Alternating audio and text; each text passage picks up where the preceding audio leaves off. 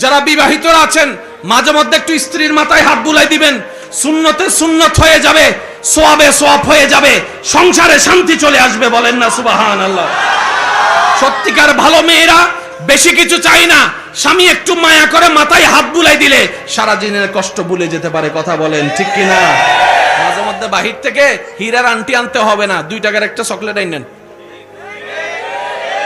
আইনে শুধু এতটুকু বললেন আমার হালাল টাকা দিয়ে 2 টাকার চকলেট পাইছি রে বউ, চুরির টাকা না, হালাল পরিশ্রমের টাকা দিয়ে একটা চকলেট পাইছি।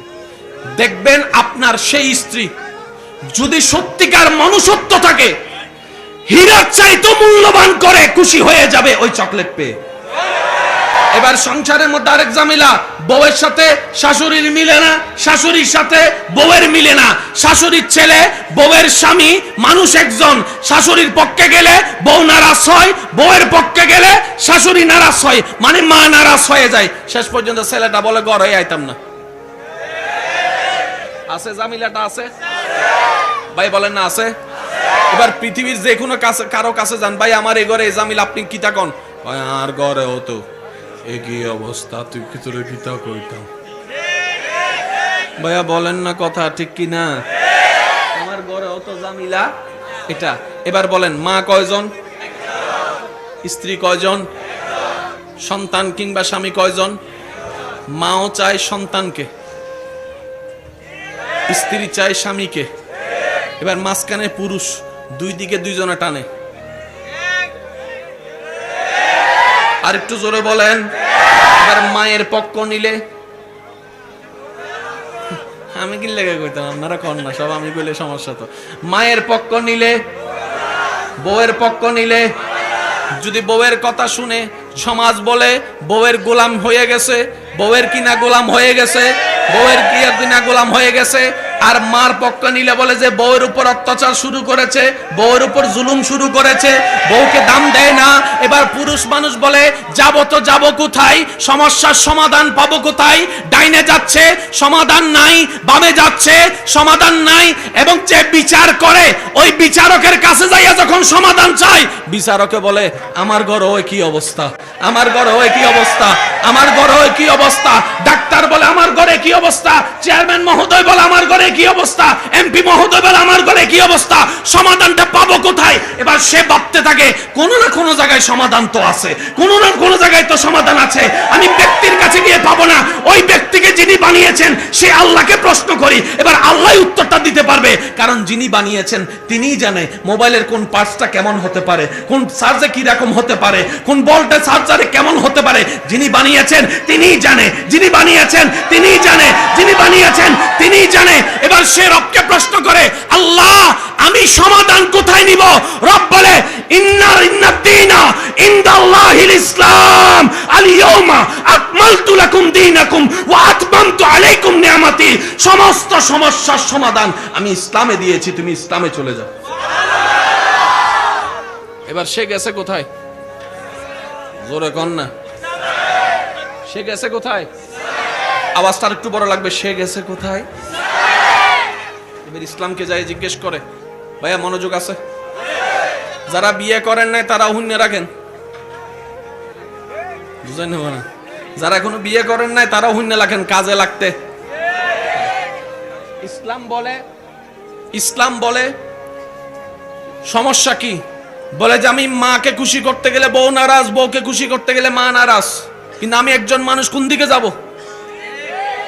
ইসলাম বলে কে কে? বলে যে আমার মা আর আমার স্ত্রী। তুমি তোমার মার কি? সন্তান। তুমি তোমার বউয়ের কি? স্বামী। শব্দগুলা খেয়াল করবেন। তুমি তোমার মার কি? সন্তান। তুমি তোমার বউয়ের কি? একটু বুঝেন, তুমি তোমার মার সন্তান, যার পায়ের নিচে তোমার বেহেশত। তুমি তোমার মায়ের পায়ের নিচে। তুমি তোমার বউয়ের কি? স্বামী। স্বামী মানে অভিভাবক। অভিভাবক কি নিচে না উপরে? একটু একটু একটু বুঝে বুঝে উত্তর দেন না। মায়ের পায়ের নিচে তুমি, আর বউ তোমাকে মাথার উপর রেখেছে কারণ তুমি বউয়ের অভিভাবক। তো উপরওয়ালা তো নিচের ওয়ালার মতো হয় না, নিচের ওয়ালা তো উপরওয়ালার মতো হয় না। এবার সে বলে আমি করব কি? বলে যে শুনো, তুমি মাকে মাথায় রাখো, বউকে বুকে রাখো। সুবহানাল্লাহ বলেন না? তুমি মাকে রাখবা, একটু আওয়াজটা বড় লাগবে, তুমি মাকে রাখবা, বউকে রাখবা। এবার যে কোনো সত্যিকার ভালো মেয়েকে জিজ্ঞেস করেন বউদেরকে, তুমি তোমার স্বামীর কোথায় থাকতে চাও, মাথায় না বুকে? প্রত্যেকটা ভালো বউ উত্তর দিবে, আমি আমার স্বামীর বুকে থাকতে চাই, আমি আমার স্বামীর বুকে থাকতে চাই। আরো জোরে বলেন না? সেজন্য যারা বিয়ে করেছেন, আমি আপনাদেরকে একটা আবদার করে বলি, ওদিকে সময় এদিকে সময়, ওদিকে সময় অনেক দিয়েছেন। যারা বিবাহিতরা আছেন, মাঝে মধ্যে একটু স্ত্রীর মাথায় হাত বুলাই দিবেন, সুন্নতে সুন্নত হয়ে যাবে, সোয়াবে সোয়াব হয়ে যাবে, সংসারে শান্তি চলে আসবে। বলেন না সুবহানাল্লাহ? সত্যিকার ভালো মেয়েরা বেশি কিছু চাই না, স্বামী একটু মায়া করে মাথায় হাত বুলাই দিলে সারা দিনের কষ্ট ভুলে যেতে পারে। কথা বলেন ঠিক কিনা? মাঝে মধ্যে বাহির থেকে হীরার আন্টি আনতে হবে না, 2 টাকার একটা চকলেট আইনেন, আইনে শুধু এতটুকু বললেন, আমার হালাল টাকা দিয়ে 2 টাকার চকলেট পাইছি রে বউ, চুরির টাকা না, হালাল পরিশ্রমের টাকা দিয়ে একটা চকলেট পাইছি। দেখবেন আপনার সেই স্ত্রী যদি সত্যিকার মনুষ্যত্ব থাকে, হীরার চাইতে মূল্যবান করে খুশি হয়ে যাবে ওই চকলেট পেয়ে। আওয়াজ দিয়ে বলেন, বিশ্বাস আছে না নাই?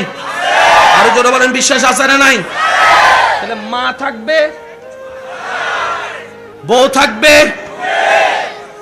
মায়ের, তুমি মায়ের পায়ের আর স্ত্রীর মাথার। এবার বুঝছো? সে বলে যে হ্যাঁ এবার তো ক্লিয়ার। বেজাল কোথায় লাগছে? মাথাওয়ালার বুকওয়ালারে একভাবে চিন্তা করে। ও বলে না, বলে না, বলেন আরো জোরে জোরে জোরে, আরো জোরে বলেন ঠিক কিনা? এবার দেখেন, এগুলো জানার দরকার। এবার আপনি মানুষ কয়জন? কিন্তু আপনার ভিতরে অনেকগুলো মানুষ আছে। আমি বলছি আপনারা শুধু মিলান। আপনি একজন, কারো বাবা, কারো সন্তান, কারো শিক্ষক, কারো ড্রাইভার। জোরে বলেন না? আপনি আবার চেয়ারম্যান, আপনি আবার নেতা, আপনি আবার হুজুর। মানুষ কয়জন? কিন্তু চরিত্র কয়টা? 10টা। চরিত্র কয়টা? এবার আমি বলছি আপনারা শুধু মিলাই দেখেন। সন্তান যখন মা বাবার সামনে যাবে, বড়দের সামনে যাবে, ছোটদের সামনে যাবে, আওয়াজের পার্থক্য হওয়ার দরকার আছে না নাই? যেমন বড়রা যখন ছোটর কাছে যায়, পড়তে না বসে ছোটরা, তখন কি বলে? এই পড়তে বসস নাই।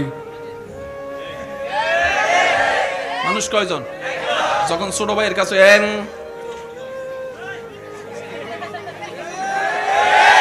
এই রুম থেকে যখন বড় ভাই রুমে গেছে, ভাইয়া ভাইয়া দেখেন আওয়াজ চেঞ্জ। আমি কি বুঝাতে পারছি কথা?